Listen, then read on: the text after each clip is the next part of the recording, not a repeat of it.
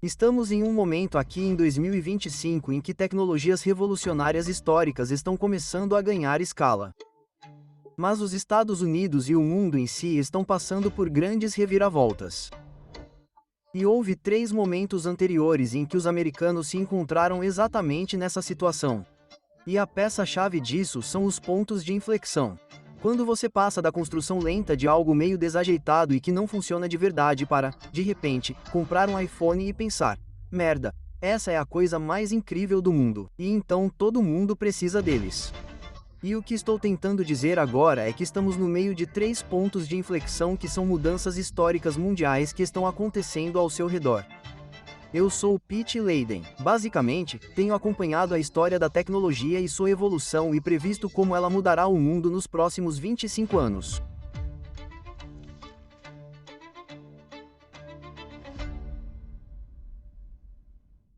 Lá nos anos 90 e nos primórdios da internet, havia realmente apenas um lugar no mundo que realmente estava por dentro disso, que era a revista Wired.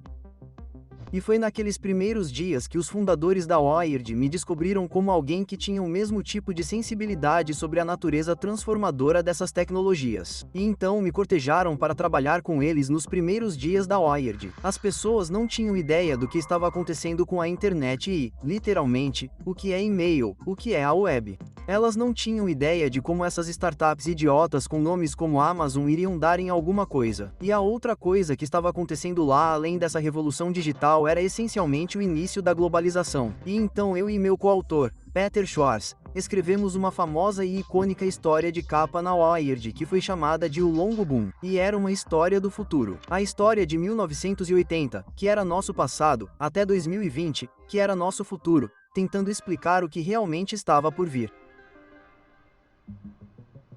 Agora, aqueles que estão na área de tecnologia e aqueles que estão imersos nela, como eu estive durante a maior parte da minha carreira, podem ver claramente esses estágios incrementais dessas novas tecnologias. Todas as novas tecnologias bem-sucedidas passam por uma curva de adoção de tecnologia. Digamos que o Uber tem a ideia de que, meu Deus, em vez de um táxi, é tudo no seu telefone. De repente, quando um número suficiente de pessoas mostra o quão incrível é, boom, toda a equipe se muda e o antigo sistema de táxi desaparece.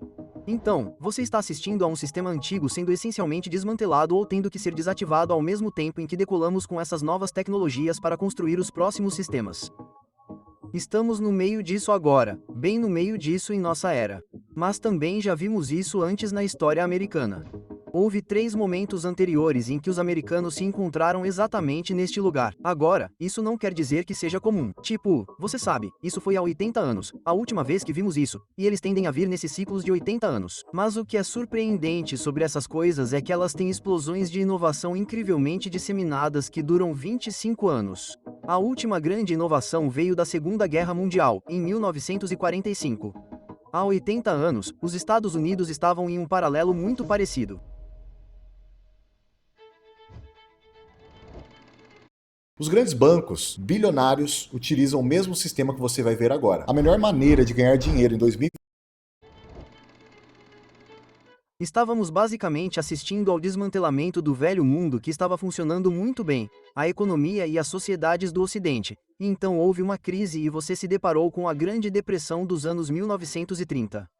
O que aconteceu foi que o antigo sistema de administrar a economia simplesmente não estava funcionando. E então o que acontece é que você observa essas conjunturas na sociedade americana. Ficamos superpolarizados. Por exemplo, houve um movimento America First nos anos 30.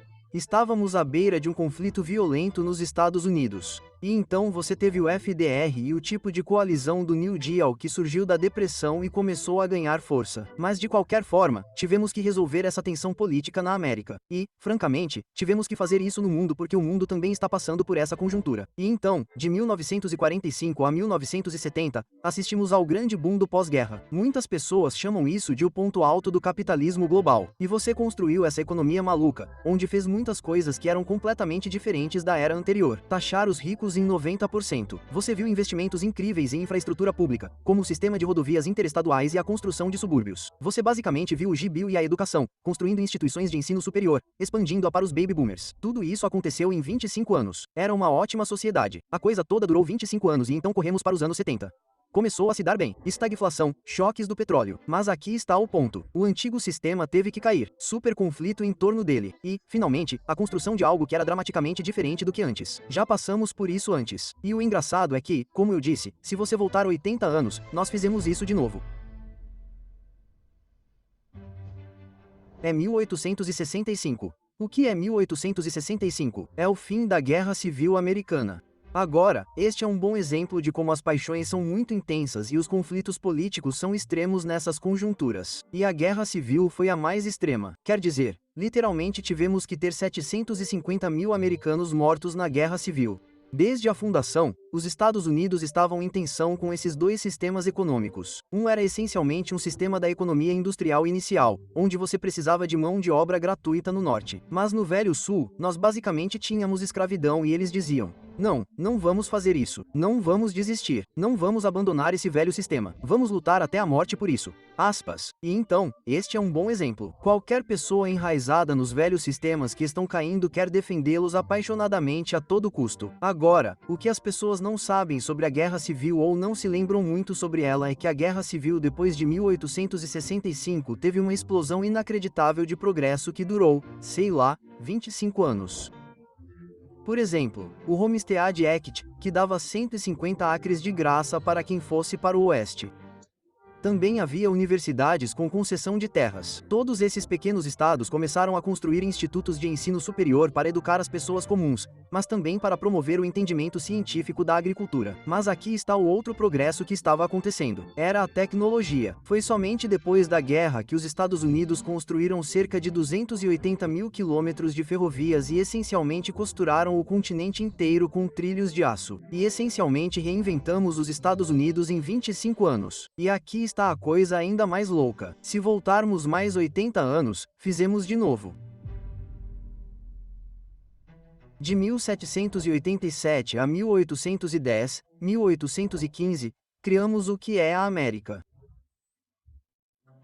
Uma maneira de entender o que estava acontecendo na América naquela época é que ela fazia parte de uma parte maior da Europa Ocidental e, particularmente, uma extensão da Grã-Bretanha que estava passando pelo Iluminismo na época. O Iluminismo é essencialmente uma mudança fundamental do sistema de uma sociedade feudal dominada pela Igreja Católica e todo esse tipo de coisa para essencialmente o que hoje consideraríamos o mundo moderno. E eles inventaram 6 coisas enormes nas quais ainda estamos trabalhando hoje. Agora, a razão pela qual estou dizendo isso é que isso teve implicações históricas mundiais.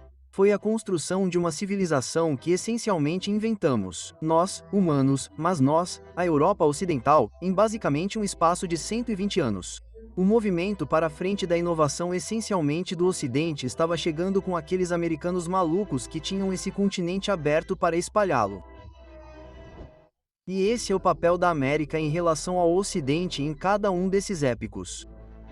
Estou argumentando que temos mais uma manivela nessa roda com a chegada de 3 mudanças históricas mundiais que estão acontecendo ao nosso redor hoje. E a mais óbvia é a chegada da inteligência artificial.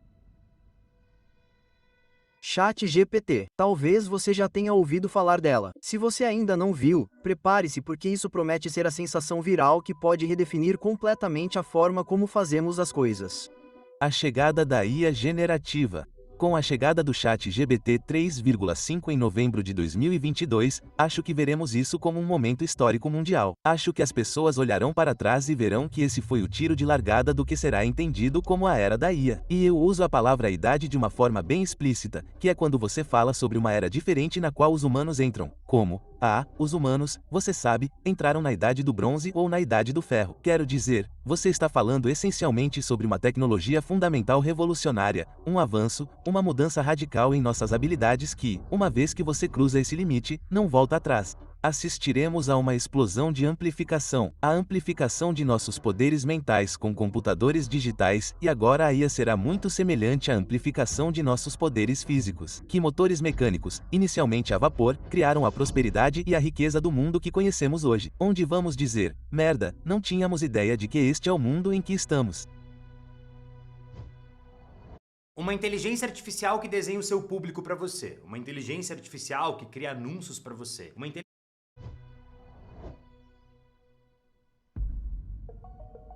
Esta é a primeira vez que temos uma fonte de energia que é uma tecnologia. 100% uma tecnologia, não uma mercadoria. Não precisamos extraí-la como carvão, não precisamos explorá-la como petróleo. Por que isso é importante? Porque uma vez que se torna uma tecnologia, você pode reduzir consistentemente o custo. E há uma espécie de regra prática na fabricação que diz que se você dobrar o número de painéis solares produzidos, obterá uma redução de cerca de 20% no custo. E esse é o ponto, vai continuar ficando mais barato. E a mesma coisa acontece com os carros elétricos. As pessoas pensam, bem, os carros elétricos ainda são caros e tudo mais. Você não está pensando nisso porque a tecnologia de bateria é a mesma coisa. Isso vale para as baterias de lítio. Agora estamos recebendo outras gerações de baterias, como as baterias de estado sólido, que essencialmente serão a próxima geração. Mas o ponto é que o movimento de redução de custos em energias limpas está apenas começando. E quando isso acontecer, o que vocês terão? Energia limpa e abundante.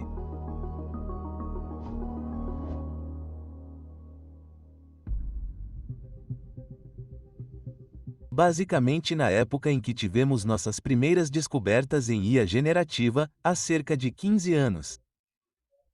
Também tivemos a grande descoberta no que eles chamam de CRISPR, que é descobrirmos uma maneira de editar o genoma de qualquer ser vivo de forma fácil e barata. E você só dá um exemplo. Agora sabemos como pegar uma célula, colocá-la em um tanque e dar a ela os mesmos aminoácidos, os mesmos tipos de nutrientes e as mesmas coisas que uma vaca que fica pastando no campo por anos mastigando grama obteria os mesmos nutrientes, os mesmos aminoácidos e essencialmente produziria em seus músculos, a carne.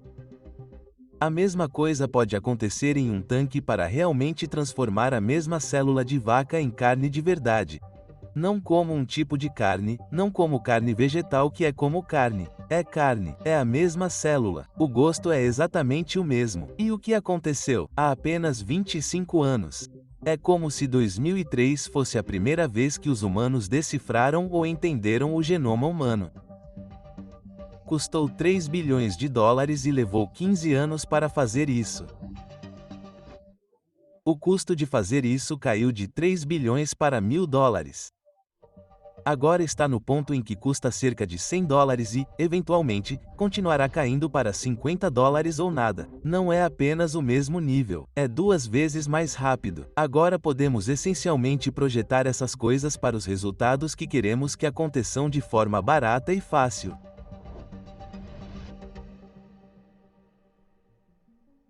Então, a história da tecnologia de hoje, IA, energias limpas e até bioengenharia é meio familiar em algum nível. As próximas iterações aqui, no entanto, eu acho, estão colocando uma lente maior no que está acontecendo hoje. E isso nos traz de volta ao que estávamos descrevendo, ou seja, o que está acontecendo na América é uma reinvenção que ocorre uma vez a cada 80 anos. E, de fato, é até possível que o que esteja acontecendo aqui seja essencialmente os primeiros dias da construção de uma civilização do século XXI. E então, quando você pensa sobre isso, você vai além da tecnologia. Ela é como a base. E então, eu acho que a próxima coisa que vem das tecnologias é que você começa a pensar, ok, bem, o que você poderia construir com essas tecnologias? Que tipo de economia você gostaria de construir? O sistema econômico no qual os Estados Unidos se baseiam funcionou essencialmente para os 10% mais ricos, com certeza, e certamente para o 1% mais rico, mas não funcionou para 80%.